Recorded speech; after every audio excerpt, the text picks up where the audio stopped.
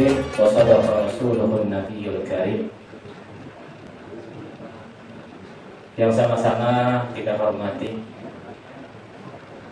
pembina Jamaah Kuliah Suku IFI Koperasi Syariah dan Majelis Ta'lim Ar-Rahmaniyah sekaligus Ketua Panitia Bapak Haji Agus Sadik dan Ibu.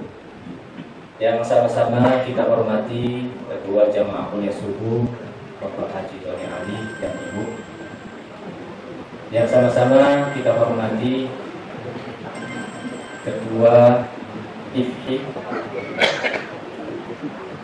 Bapak Haji Tony.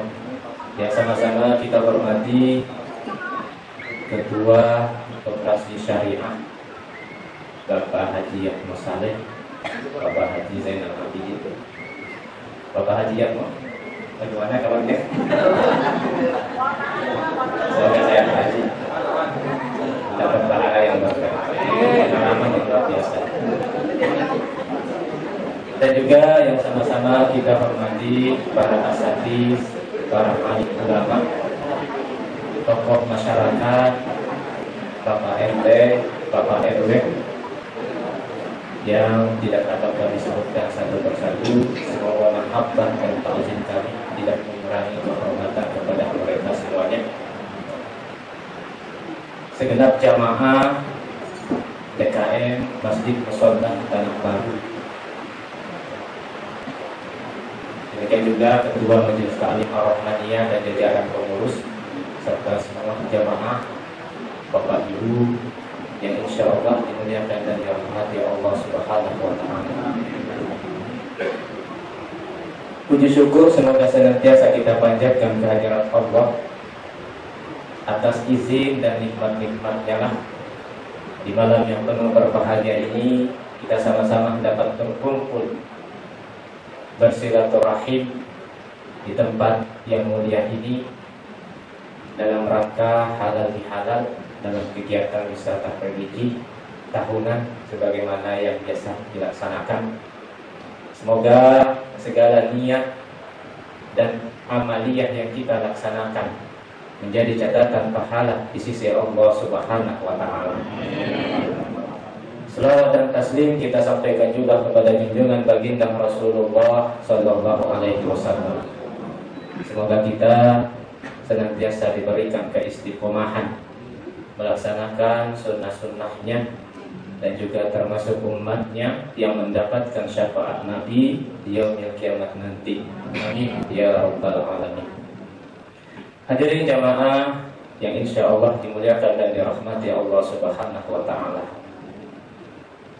Alhamdulillah saat ini kita sudah berada di penghujung bulan Syawal.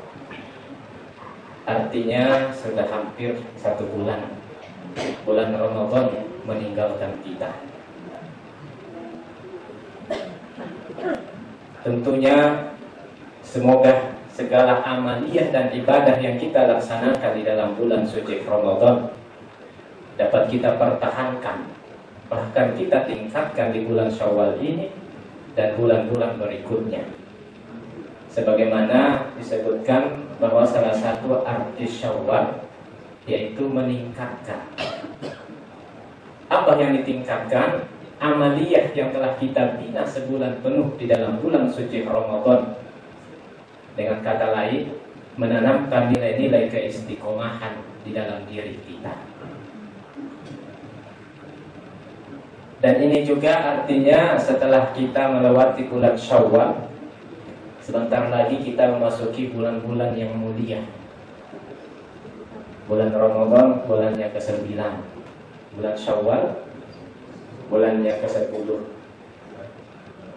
Jika tidak salah hari ini kita sudah memasuki tanggal 27-28 Syawal. Dan sebentar lagi kita memasuki bulan Zulqa'dah, bulan Zulhijjah dan bulan Muharram. 3 bulan berturut-turut yang dimuliakan di sisi Allah Subhanahu wa Ta'ala. Thalathatun mutawaliyatun. Bulan-bulan yang dimuliakan di sisi Allah ada 4 bulan dari 12 bulan. 3 diantaranya berturut-turut: Zulqa'dah bulan yang ke-11, wa Zulhijjah bulan Zulhijjah, wal Muharram dan bulan Muharram. Wa Rajab mudhar alladhi baina Jumada wa Sya'ban, dan satu bulan lagi yaitu Rajab, bulan yang ke-7 terletak di antara Jumada dan Sya'ban. Ini artinya setelah kita keluar dari bulan suci Ramadan, memasuki bulan Syawal, bulan-bulan yang mulia menanti kita, termasuk melaksanakan hari raya Kurban. Dan juga mungkin saudara-saudari kita yang lain yang diberikan kemampuan melaksanakan ibadah haji. Hadirin jemaah sekalian yang dimuliakan dan dirahmati Allah Subhanahu wa taala. Satu pesan penting, Imam Ibnu Rajab Al-Hambali menyebutkan thawabul hasanah al-hasanatu ba'daha. Ganjaran kebaikan, ganjaran ibadah yang dilakukan oleh setiap hamba berdasarkan amaliyah setelahnya. Maksudnya apa? Faman amila hasanatan thumma atba'ahu bihasanah kana dzalika alamatan ala raddil hasanah wa adami qabuliha. Jika seseorang melakukan suatu kebaikan, kita melakukan kebaikan, ibadah kepada Allah, misalnya di bulan Ramadan, lalu diikuti dengan kebaikan juga di bulan Syawal ini dan bulan-bulan berikutnya, kata Imam Ibnu Rajab Al-Hambali, kana dzalika alamatan ala amaliha. Itu adalah tanda bahwa amaliyah dan ibadahnya diterima di sisi Allah Subhanahu wa taala. Jadi kita bisa mengukur diri kita, apakah puasa kita diterima di sisi Allah, apakah bacaan Al-Qur'an kita, ibadah sholat kita diterima di sisi Allah, dengan melihat kesinambungannya di bulan Syawal ini.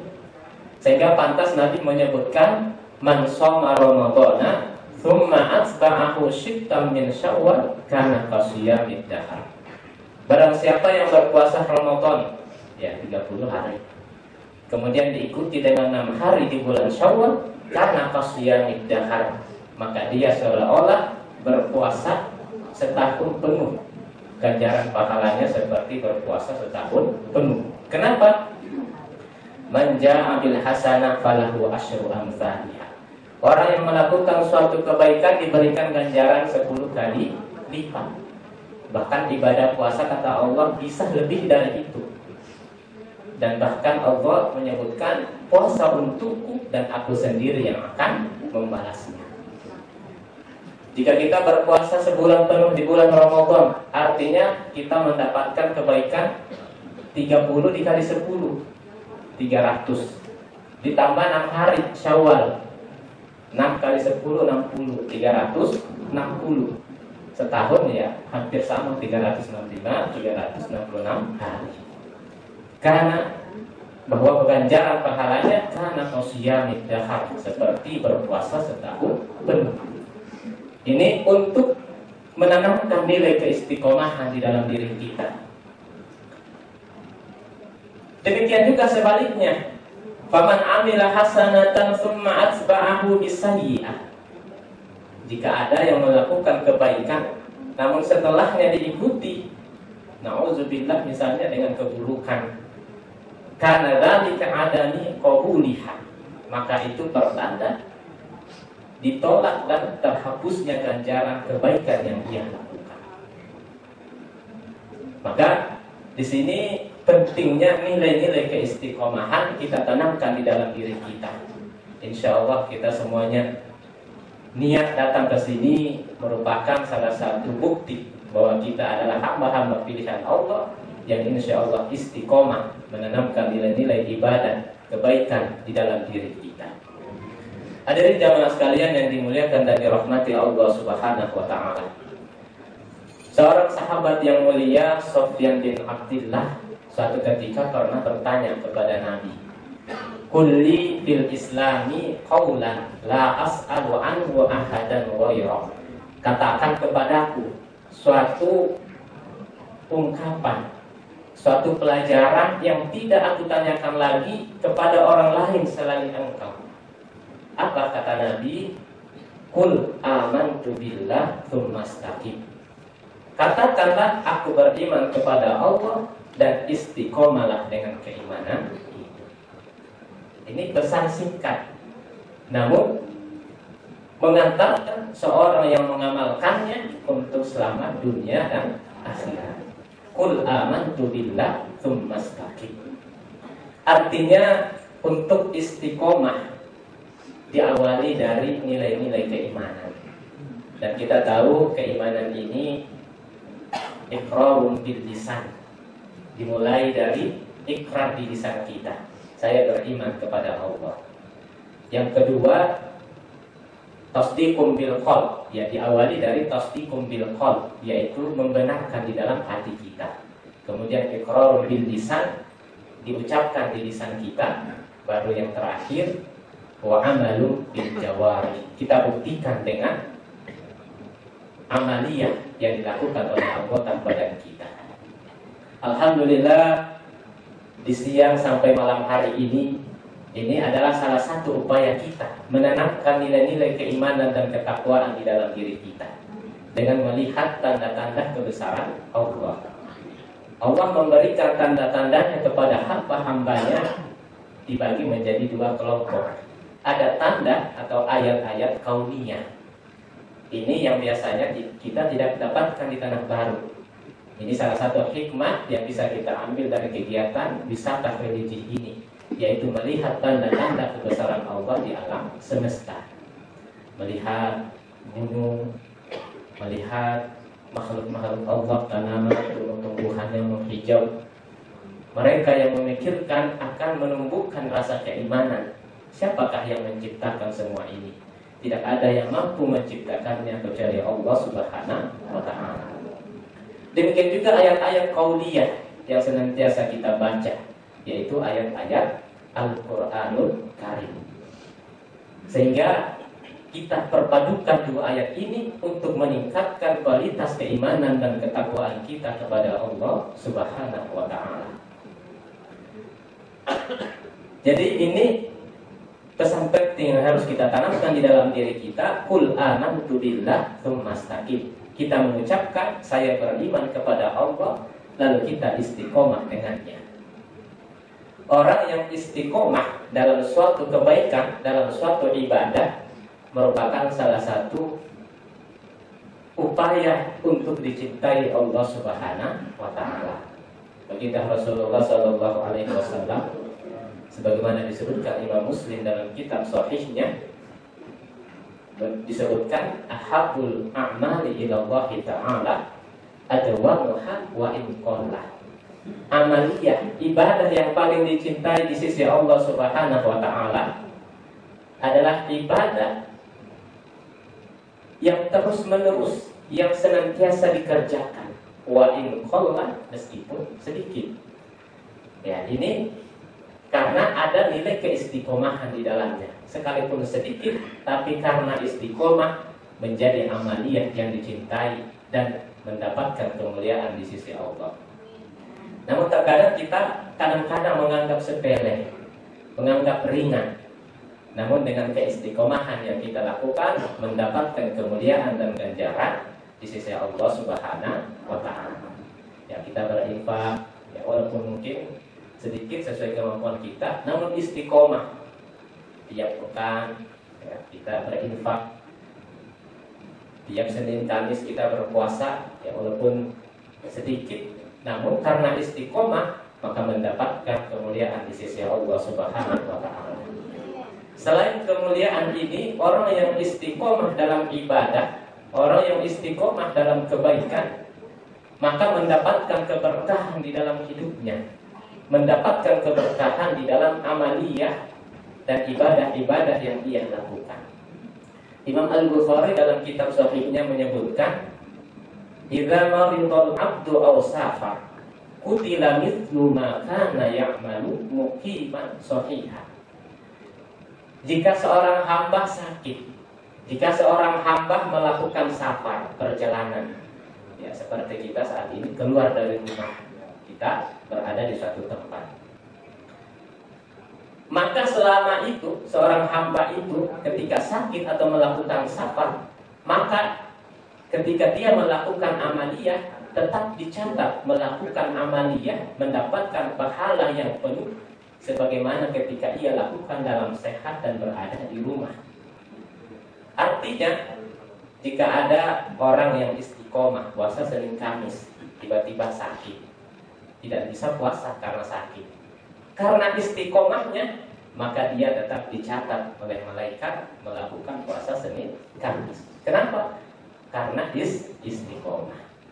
Jika ada misalnya jamaah yang istiqomah infak tiap subuh Ahad, tiba-tiba berhalangan tidak hadir, tidak bisa infak, maka tetap dicatat dia berinfak karena keistiqomahannya kepada Allah Subhanahu wa Ta'ala. Jika kita melakukan safar, terlebih seperti hari ini kita keluar dari rumah, biasanya istiqomah baca 1 juz habis maghrib atau amaliyah yang lainnya, maka tetap dicatat mendapatkan ganjaran pahala karena keistiqomahannya. Ini keberkahan bagi mereka yang melakukan amaliyah dengan istiqomah. Istiqomah ini yaitu terus-menerus dan pendirian hati dalam mengerjakan ibadah ataupun pahala kepada Allah Subhanahu wa Ta'ala. Hadirin jamaah sekalian yang dimuliakan dan dirahmati Allah Subhanahu wa Ta'ala. Dalam keterangan ayat-ayat Al-Quran yang lainnya terdapat beberapa pesan kepada mereka yang lalai dan tidak menanamkan nilai-nilai keistiqomahan dalam ibadah dan kebaikannya. Kita bisa lihat dalam surat Al-Hajj ayat 11. Wa minan nasi may ya'budullaha 'ala harf. Di antara manusia ada yang beribadah kepada Allah di tepian. Apa artinya? Fa in asabahu khairun itma'an nabi. Jika ia mendapatkan kebaikan, ia istiqomah beribadah, ia istiqomah melaksanakan kewajiban. Wa in asabathu fitnatun inqalaba 'ala wajhi. Namun jika mendapatkan kesulitan, jika diberikan ujian dan cobaan, ia kembali ke belakang. Ya, jadi istiqomah ini butuh ujian, butuh pembuktian untuk mendapatkan kemuliaan dan keberkahan yang di sisi Allah Subhanahu wa Ta'ala. Sehingga mereka yang dipuji kemudian ia meninggalkan nilai-nilai keistiqomahan, khasirat dunya wal akhirah, disebutkan dia mendapatkan kerugian di dunia dan di akhirat. Rugi di dunia, ya paling tidak ia sudah mengeluarkan tenaga, sudah bekerja, namun karena keistiqomahan hilang, maka ganjarannya dihapus.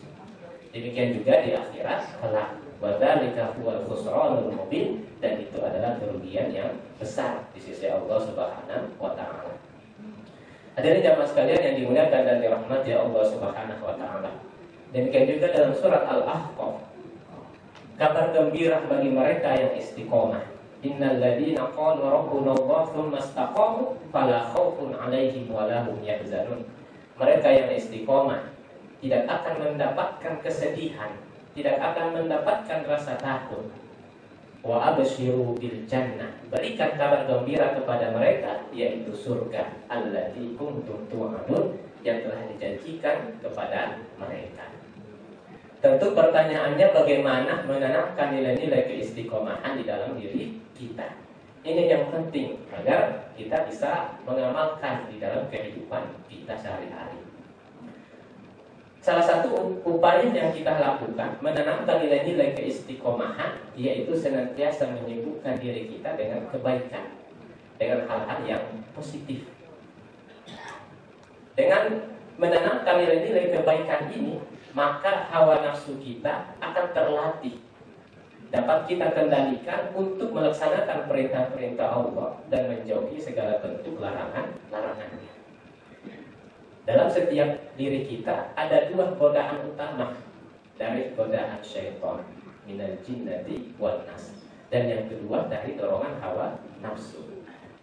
Nah, dorongan bisikan hawa nafsu ini berbeda dengan bisikan atau godaan syaitan. kalau godaan syaitan itu kalau tidak merugikan kita, paling tidak kita tidak beribadah. Sehingga dalam ayat Al-Quran disebutkan, wala tattabi'u khutuwatis syaitan. Jangan mengikuti langkah-langkah syaitan. Habis sholat maghrib dibisikkan, langsung berdiri saja, pulang. Tapi kita sholat, oh ya kalau begitu zikir, nggak usah sholat sunnah setelah. Jadi ada bisikannya, paling tidak kita rugi sedikit. Itu godaan syaitan. Sedangkan godaan hawa nafsu itu seperti anak-anak, dia tidak bisa digantikan. Kalau anak-anak minta ini, mainan ini, tidak mau digantikan sekalipun misalnya diberikan yang lebih bagus. Hawa nafsu seperti itu. Maka salah satu upaya untuk melawan hawa nafsu yaitu memberikan batasan bahwa tidak ada jaminan hari esok kita masih hidup atau tidak. Dan mudah-mudahan hal ini dapat kita sampaikan di malam hari nanti dalam muhasabah untuk kembali menghisab dan menghitung diri kita sebagai renungan terhadap amaliyah-amaliyah yang telah kita lakukan.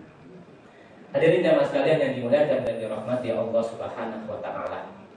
Pada kesempatan yang mulia dan baik ini, tentunya kita berharap dan berdoa kepada Allah. Semoga amaliyah-amaliyah kita di dalam bulan suci Ramadan bisa kita pertahankan. Kita tanamkan nilai keistiqomahan di dalam diri kita dengan senantiasa melaksanakan kebaikan-kebaikan sehingga di bulan Syawal ini, di penghujung Syawal ini dan bulan-bulan berikutnya kita dapat dipertemukan kembali dengan bulan suci Ramadan. Masih ada beberapa menit sebagai penutup. Tentu dapat kita bagi setidaknya ke dalam 3 hal, 3 kebaikan yang hendaknya kita pertahankan. Yang pertama, kebaikan rohani atau kebaikan spiritual yang ada di dalam diri kita. Kebaikan spiritual ini kita bina, kita latih dengan melaksanakan perintah-perintah Allah Subhanahu wa taala yang biasa kita sebut dengan ibadah mahdah. Ibadah mahdoh ini ibadah yang sudah ada ketentuan-ketentuannya. Biasanya disebutkan dalam ilmu fikih. Misalnya sholat maghrib 3 rakaat, puasa Ramadan, zakat, ini ibadah mahdoh. Ibadah-ibadah ini membina spiritual dan rohani kita. Dan semoga bisa kita pertahankan ibadah puasa, ibadah sholat, ibadah zakat kita di bulan Syawal ini dan seterusnya. Yang kedua, ibadah jasmani. Ibadah jasmani atau lahiriah. Ibadah ini kita bina dengan melaksanakan perintah-perintah Allah biasanya dalam tuntunan-tuntunan yang biasa kita sebut ibadah ghairu mahdhah. Ibadah-ibadah yang tidak ada ketentuannya secara khusus. Ya, misalnya tolong-menolong, menjaga kebersihan, menjaga kesehatan, an-nazafatu minal iman. Ini ketika kita amalkan maka akan melahirkan nilai-nilai ibadah jasmani, memberikan kesehatan kepada diri kita. Termasuk ibadah puasa secara tidak langsung menenangkan dan memberikan kesehatan kepada tubuh kita. Setahun penuh ibadah kita ibaratnya mesin bekerja keras. Maka bulan puasa, ketika kita puasa, istirahat untuk memperbaiki sel-sel yang rusak. Yang terakhir, ibadah ijtimaiyah atau ibadah sosial. Di bulan Ramadan, ibadah ini kita bina dengan sebaik mungkin dengan melaksanakan zakat, infak, dan sebagainya, dengan upaya membangun hubungan yang baik kepada sesama, menanamkan nilai-nilai kebersamaan. Wa ta'awanu 'alal birri wat taqwa wa la ta'awanu 'alal itsmi wal 'udwan. Dan secara lebih luas kita bisa melihat bagaimana perasaan kita ketika kita sebagai saudara dalam iman, saudara-saudari kita di Palestina misalnya yang dijajah atau di tempat di negara yang lain yang mengalami penganiayaan, maka paling tidak kita mendoakan ini untuk melahirkan nilai-nilai sosial, nilai-nilai ijtimaiyah di dalam diri kita. Ini setidaknya 3 kebaikan. Semoga bisa kita pertahankan di bulan Syawal ini setelah kita bina selama sebulan penuh di dalam bulan suci Ramadan. Dan semoga Allah mempertemukan kita kembali dengan bulan suci Ramadan di tahun yang akan datang. Dan saya pribadi mengucapkan mohon maaf lahir dan batin. Ini kira-kira yang dapat kami sampaikan di kesempatan maghrib menjelang isya ini. Semoga Allah tanamkan nilai-nilai keistiqomahan di dalam diri kita, di dalam keluarga kita, kepada anak-anak kita, dan juga kita senantiasa dalam lindungan Allah, dan khususnya kegiatan kita ini berjalan dengan baik dan mendapatkan keberkahan di sisi Allah Subhanahu wa taala. Akhirul kalam, wassalamualaikum warahmatullahi wabarakatuh.